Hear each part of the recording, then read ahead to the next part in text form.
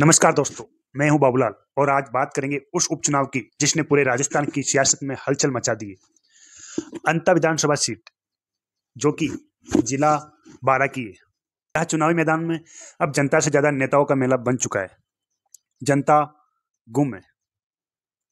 पहले कुछ दिन तो मैदान में एक ही नाम गूंज रहा था, निर्दलीय प्रत्याशी का। वो निर्दलीय प्रत्याशी है नरेश मीणा जी। लोग कह रहे थे देखो इस बार तो कुछ अलग होगा। 6 तारीख को सियासत का मौसम बदल गया। सचिन पायलट आए और आते ही पूरे अंता की हवा कांग्रेस के उम्मीदवार प्रमोद जैन भाया की तरफ झुकने लगी। उधर बीजेपी भी बोली अब तो असली मुकाबला होगा। मुख्यमंत्री भजनलाल शर्मा जी और पूर्व मुख्यमंत्री वसुंधरा राजे भी मैदान में उतर आए। सोचिए, चारों तरफ बड़े नाम, बड़े बड़े मंच, बड़े बड़े वादे, लेकिन इन सब के बीच छोटा सा मतदाता कहाँ है जो रोज खेत में काम करके शाम को बिजली के बिल की चिंता में सो जाता है। ये चुनाव किसी पार्टी का नहीं, जनता की परीक्षा है। देखिए, ये उपचुनाव सिर्फ इस बात का इम्तिहान नहीं कि कौन जीतेगा, ये इस बात का भी इम्तिहान है कि जनता अब भी जागरूक है या बस ताली बजा रही है। हर चुनाव से पहले नेता आते हैं, कहते हैं हम विकास करेंगे, हम सड़क बनाएंगे, हम बेरोजगारी खत्म करेंगे, और हर बार जनता कहती है देखते हैं, लेकिन चुनाव खत्म होते ही जनता फिर अदृश्य हो जाती है। इस बार सवाल ये नहीं है कि कौन सी पार्टी जीत रही है, सवाल ये कि कौन जनता की सुन रहा है। मंचों पर जो भाषण हो रहे हैं उनमें जनता की समस्याएं तो है लेकिन समाधान नहीं। कोई कहता है हमारे नेता आए, हवा बदल गई। कोई कहता है हमारी सरकार विकास का मॉडल है। लेकिन भाई साहब, अगर हवा बदलने से जनता का पेट भरता तो आज अंता की हर गली में समृद्धि बह रही होती। यह किसान अब भी महंगे डीजल से परेशान है, नौजवान रोजगार के लिए जयपुर या कोटा भटक रहे, और माताएं आज भी सरकारी अस्पताल के बाहर लाइन में खड़ी है। मगर इन मुद्दों पर बात कौन कर रहा है?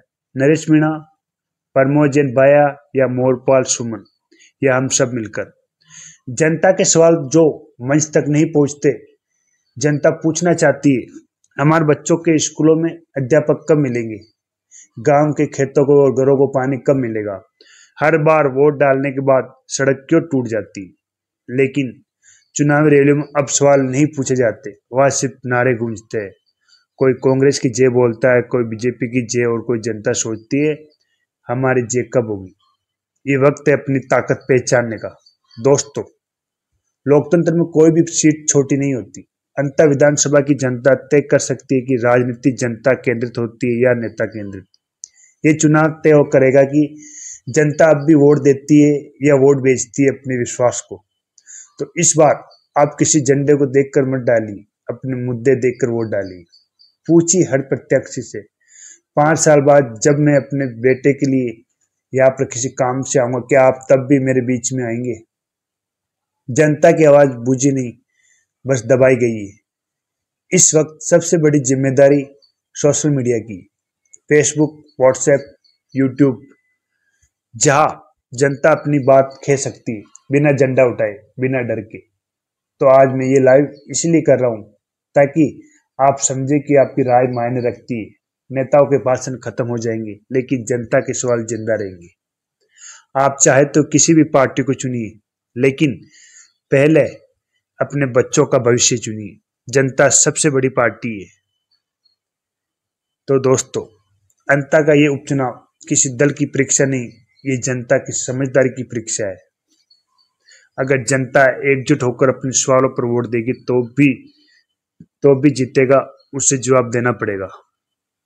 याद रखिए, लोकतंत्र में सबसे बड़ी पार्टी कांग्रेस या बीजेपी नहीं, सबसे बड़ी पार्टी जनता होती है, और जब जनता बोलती है तब हर नेता सुनता है। धन्यवाद दोस्तों।